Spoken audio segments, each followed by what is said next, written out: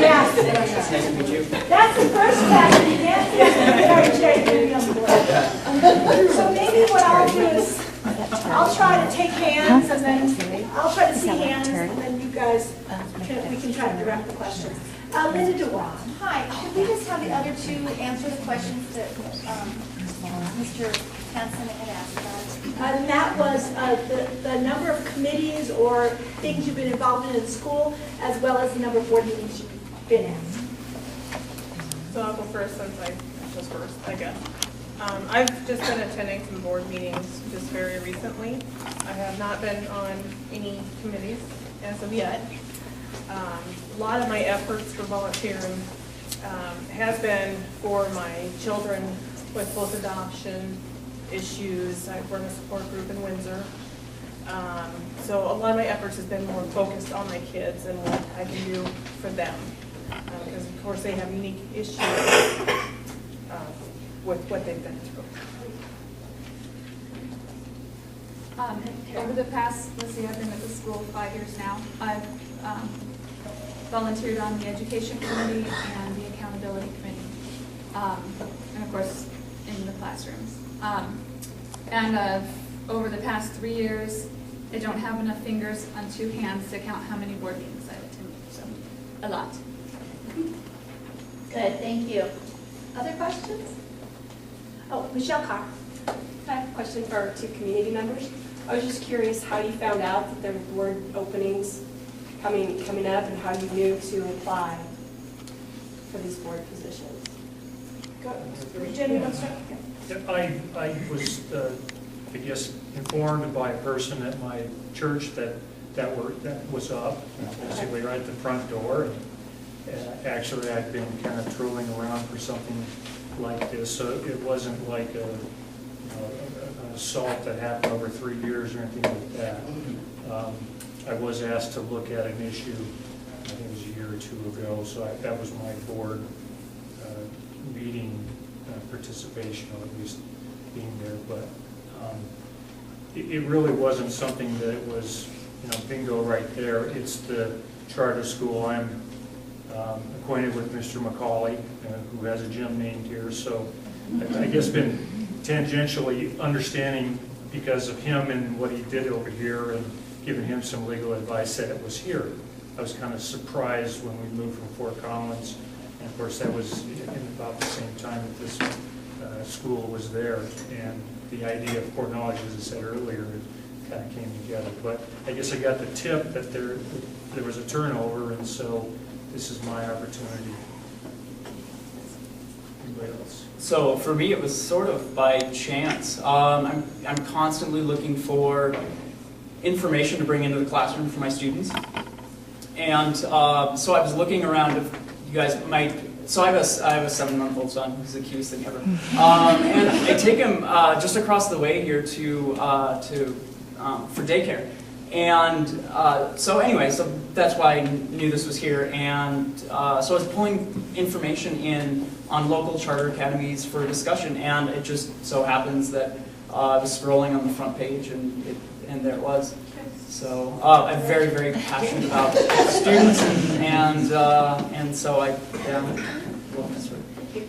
And we all gave it, and we were all looking toward Jen Wildman to give her a hand, because Jen Wildman has single-handedly worked on improving our website to the point where you'd see something like that, so thank you. It was like right there. Right. And the ability to put your interviews on the website too is something that's new for us. Anybody else? Yeah. This is for Courtney. On your application, you've shared a lot of your vision as to what you think WCA or how you can help WCA. I would like maybe a few more specifics as to your ideas, maybe on either grants, curriculum, what you see that needs to be changed, or have you looked at our core knowledge curriculum? I mean, absolutely. Do you have ideas? Yes, absolutely. And can I'm you familiar. Just share a few of them so I can get a sense of, a lot of these ladies and gentlemen I do have knowledge of their background and stuff. Sure, absolutely. And so. Yep, absolutely. So I've spent a fair amount of time actually in Kennard, core knowledge. I know Joe Kademi over there fairly well. So But with regard to, and I'll be completely honest, I'm not going to come in here and say, oh, I know a ton about grants. With regard to grant writing, it's a growth area for me. And so while I'm happy to assist in that area, I would by no means say that I'm proficient in grant writing and going out to find those grants. It's just not anything that I've ever looked into. With regard to with the core knowledge, I guess can you rephrase the question a little bit? Well, or, in your application, I mean, it was very, I'm trying to say this eloquently, it was not flowery. It just told you like an overview that these are the things that you would like to be involved in.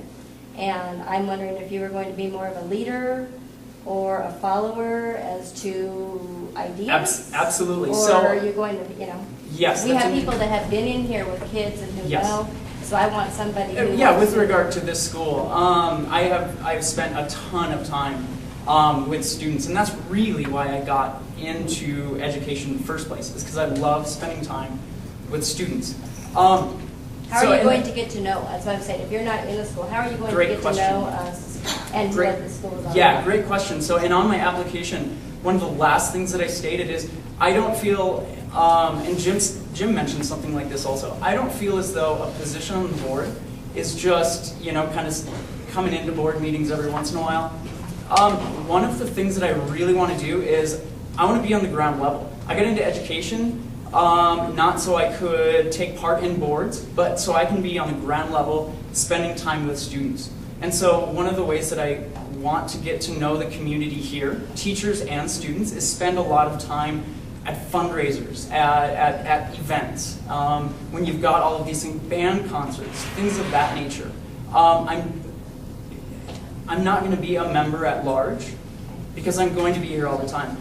Getting to your other question now, I know my strengths and I know my weaknesses.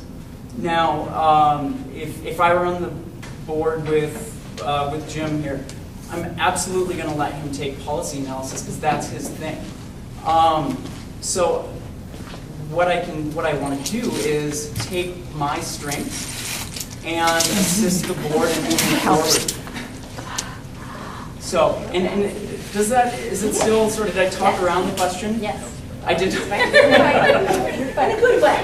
So, in a good way. I know my strengths and I know my weaknesses, and I was really honest with the 1, 2, 3, 4. There were numerous ones on there. Business, don't ask me. I really feel as though this board it's a pulling together of people who have different strengths, and that's what's going to make a really, really effective board. And it just so happens that I can bring that educational aspect. So then I have a question for the board. So an at-large member in our policies, I want to know who I can vote for. I mean, he's not considered an at-large member because how is that stated? We'll have to look at that policy, but my understanding is anybody that doesn't have children in the school right now can only be elected as an at-large member. Okay, so we have the choice of 2 applicants just for at-large. Let me just explain to you that we only got these applications, the deadline for the applications was last Wednesday night. So Thursday we knew who we had.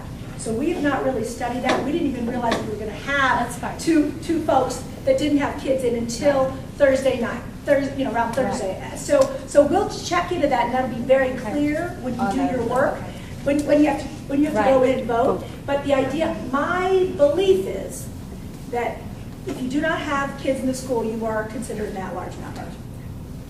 Okay, just to follow up on that then, is there a limit on the at-large members? I was thinking there was only 1. But My understanding is it's 1. Okay, so that's what we have. Again, I don't, I want to say don't quote us on this until, because it'll be very clear when you go into vote. But my understanding is 1, and it's people who don't have kids in the school. Okay? Hope we don't have to arm wrestle for it. Yes, go ahead. So I have a similar question for you, Jim. How do you know that you like us? I don't. And so, But when someone walks in the door and hires me to be their attorney, sometimes I don't like them either.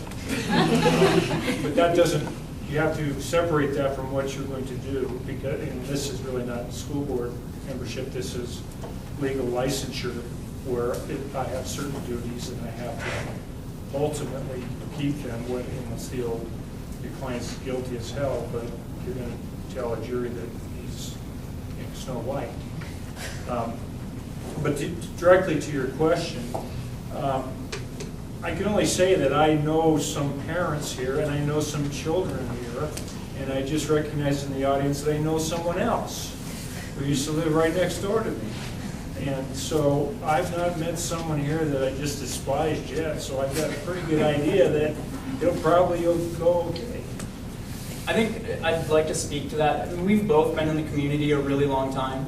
We know, I mean, the community has a feeling, you know, it has there's a quality to Windsor, and we've both been here a long time, and I think we remain here because we really, really like the what the community brings to the table and just sort of the community atmosphere. I love Windsor. I've been here a long time. I've seen it grow, not as much as you, but I've seen it grow, and it continues. While it grows, it continues to retain that personality that I love. We can take about 4 more minutes worth of questions. John? Oh, I guess the board members can ask questions. Well, ask his parent. Yeah. Okay, well, I got a question, but I want to address it to everybody here.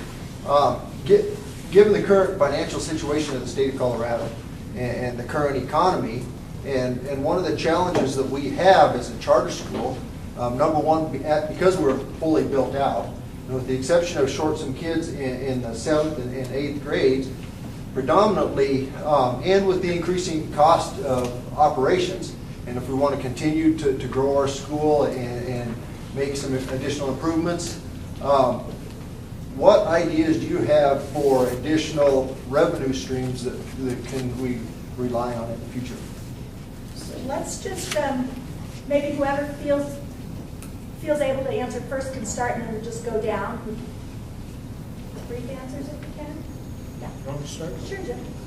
Well, when you asked the question, I thought of my own situation in my own business. It's kind of similar. How do you fund rising costs of operation? I don't think that there's an answer other than we're tied to public funding for the large part. And so when there's a dip in the economy, which has been long and hard for us, we're just going to have to ride the bull through it. And because I've tried for clients and myself, it is really difficult when everybody's watching their dollars to even spend the time to go out to try to find an alternative fundraiser type of things, because the pool of givers is less.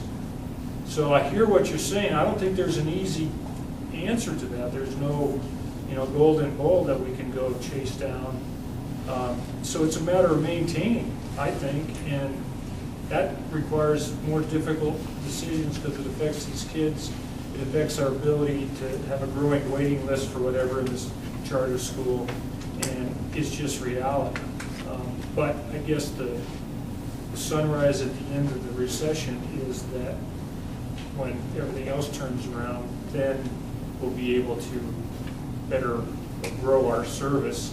But until then, I don't think there's an absolute answer. Sorry, I just don't think there is. I can go next, and I actually have to agree with Jim because of certain things passed, Gallagher and Tabor and Amendment 23. I don't know if you are all familiar with those, but it's put education in a very, very tough spot, and everything going down with Lovato now, that may change things. But until that happens, if that even happens, I think really what we're looking at is sustainability, and I think on some level, grants are nice to help, but you can't rely on them.